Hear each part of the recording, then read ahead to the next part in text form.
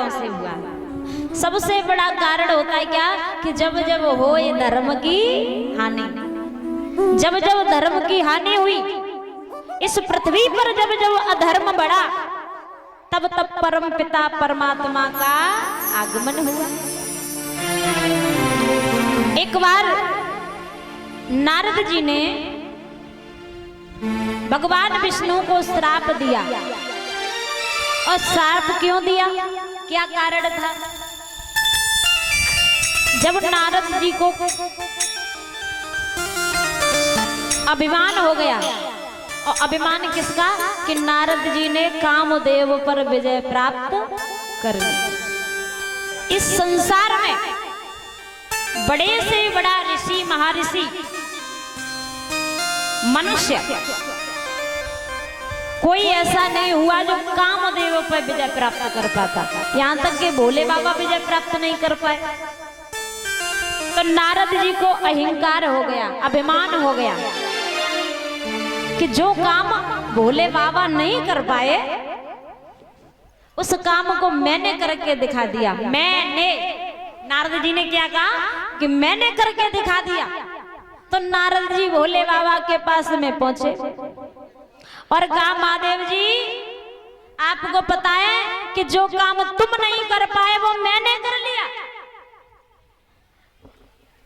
तो भोले बाबा कहने लगे, नारद जी मैं आपको बार बार समझा रहा हूं कि बार बार बिन हूं मुन तोई, जिम यह कथा सुना बहु मोई। मैं तुम्हें बार बार समझा रहा हूं कि जो ये कामदेव वाली कथा तुम मुझे सुना रहे हो, ये भगवान विष्णु को मत सुना देना।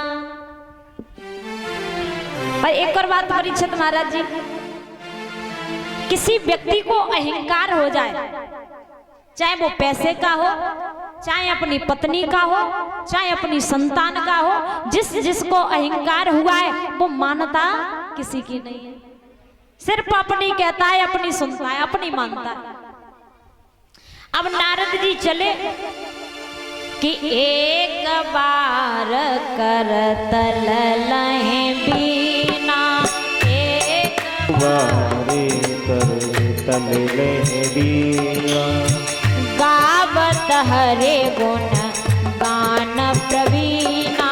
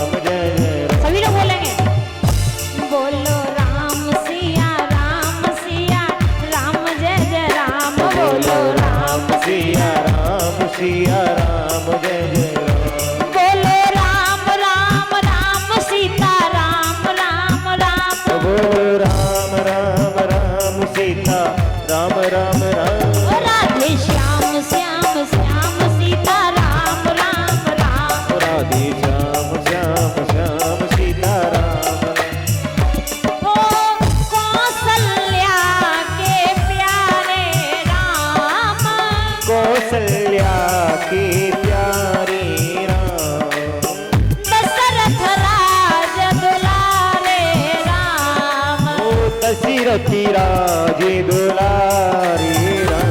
बोलो राम राम राम राजा राम राम राम राजा राम राम राजा।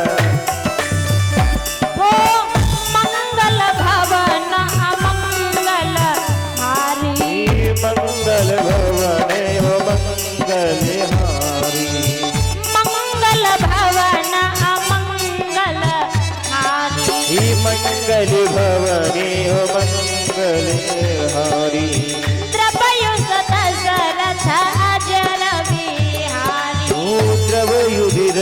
रची अजर बिहारी। दोनों हाथ उठा के बोलेंगे, बोलो राम सिया राम जय जय राम। बोलो राम सिया राम सिया राम। बोलो राम राम राम लक्ष्मण राम राम राम। बोलो राम राम राम लक्ष्मण राम राम राम। ओ सीता सीता सीता राम राम राम राजा राम राम राम। सीता राम राम राम राजा। बोलिए रामचंद्र भगवान की। के एक बार कर तल लय बिना, गावत हरि गुण गान प्रवीणा। चीर सिंधु गवने मुनि नाता, जय बस श्रीनिवास सुते माता। चीर सागर में पहुंचे तो विष्णु भगवान ने देखा परीक्षित महाराज जी। विष्णु भगवान समझ गए कि आज नारद जी अहंकार लेकर के आ रहे। तो भगवान विष्णु स्वयं अपना आसन छोड़ करके और नारद जी को लेने पहुंच गए। और नारद जी को जब लेने पहुंचे तो सुंदर से आसन पे बिठा लिया और कहने लगे, बताओ नारद जी कैसे आना हुआ? वो तो बड़े दिनों में दर्शन दिया। अब नारद जी के बात जो थी पेट में वो हजम नहीं हुई, कौन सी? कामदेव वाली। अब नारद जी बोले, प्रभु आपको पता है कि जो काम भोले बाबा नहीं कर पाए वो मैंने करके दिखा दिया। मैंने कामदेव पे विजय प्राप्त कर ली। तो भगवान ने हंस करके कहा, परीक्षित महाराज भला तुम्हें कामदेव कहां सता सकते हैं? जिसको मोह माया नहीं है उसे कामदेव सता ही नहीं सकते। अब भगवान ने प्रशंसा कर दी तो और भी ज्यादा अहंकार हो गया। अब भगवान प्रशंसा कर दे तो और भी ज्यादा अहंकार हो जाएगा, और ज्यादा अहंकार हो गया। तो महाराज अब नारद जी वहां से चले, और जब नारद जी चले तो भगवान विष्णु ने एक माया का जाल रचा। और माया का जाल कौन सा? कि बस ही नगर सुंदर नर नारी। एक सुंदर नगर का निर्माण किया और नर नारी भी सुंदर है, मानो स्वयं माता रति और कामदेव का अवतार हुआ हो। जिसका राजा है शीलनिधि और उसकी कन्या प्रगट की विश्व मोहिनी। विश्व में कोई सुंदर नहीं है उतना, इतना सुंदर रूप। अब नारद जी जब वहां से चले, सुंदर नगर देखा तो नारद जी के मन में विचार आया कि मैं यहाँ से होकर के गुजर रहा हूँ, क्यों ना राजा से मिलता चलो। तो पहुंच गए दरबार में। राजा ने सुंदर से आसन पे बिठा लिया। राजा ने कहा कि नारद जी मैं अपनी बेटी को बुलाता हूँ और तुम उसकी हस्तरेखा देख के बताइए कि मेरी बेटी को वर प्राप्त कैसा होगा। अब विश्व मोहिनी को बुलाया महाराज। अब विश्व मोहिनी जब आई तो नारद जी ने हाथ पकड़ा परीक्षित महाराज जी, और देख थूतड़े की तरफ रहे, मोड़े की तरफ देख रहे, और मोड़ो देख के भविष्य बताने लगे नारद जी। कहने लगे तुम्हारी बेटी बड़ी सुंदर है, तुम्हारी बेटी का विवाह जिसके साथ होगा उसे संसार में कोई भी हराने वाला नहीं है। नारद जी ने कह दिया। अब नारद जी वहां से चले तो नारद जी के मन में काम वासना जागृत हो गई विष्णु मोहिनी को देख के। अब नारद जी के मन में भाव आया, क्यों ना विष्णु मोहिनी के संग हम ही ब्याह कर ले। नारद जी के मन में विचार आया, क्यों ना विष्णु मोहिनी के संग ब्याह हम ही कर ले। अब नारद जी चले तो नारद जी ने सोचा कि विष्णु मोहिनी बहुत सुंदर है और उसके लिए हमें सुंदर भी बनना पड़ेगा। तो पहुंच गए भगवान विष्णु के पास में और कहने लगे, प्रभु इस संसार में तुमसे ज्यादा हमें कोई नहीं चाहता है। प्रभु ऐसा करो, आप मुझे सुंदर बना दो। भगवान से कहा कि आप हमें सुंदर बना दीजिए। प्रभु ने कहा ठीक है। तो भगवान ने नारद जी का रूप कपी का बना दिया। कपी जानते हो? कितने लोग जानते हैं? हाथ उठाना।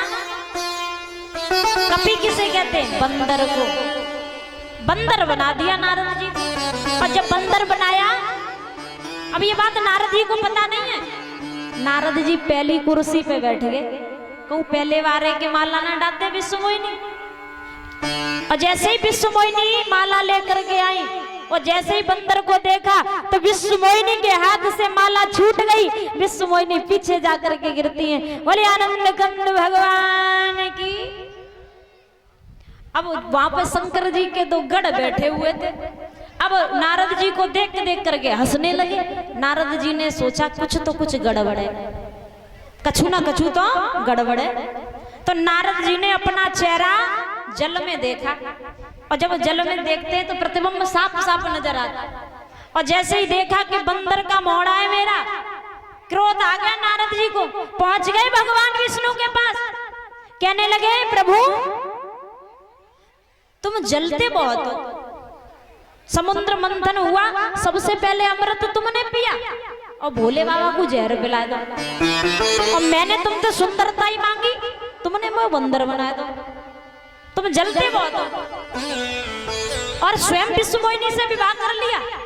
अब एक साइड में भगवान विष्णु के लक्ष्मी बैठी हुई है और एक साइड में विश्व मोहिनी बैठी है। और ये विश्व मोहिनी कौन है? माया रूपी सीता, जिसको रावण ले गया। क्योंकि असली सीता तो अग्नि में वास कर गई थी कि जब तक कि करूं निशाचर नासा तुम कर जाओ अग्नि में बस।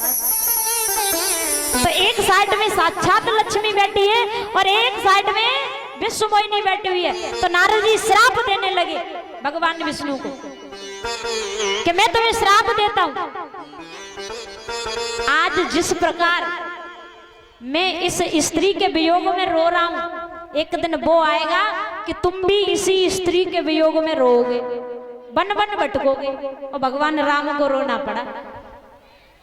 और तुमने मुझे बंदर बना दिया, मैंने तुमसे सुंदरता ही मांगी, तुमने मुझे बंदर बना दिया। मैं तुम्हें श्राप देता हूं कि जब तुम इस स्त्री के वियोग में भटकोगे तब इसी बंदर की सहायता लेनी पड़ेगी।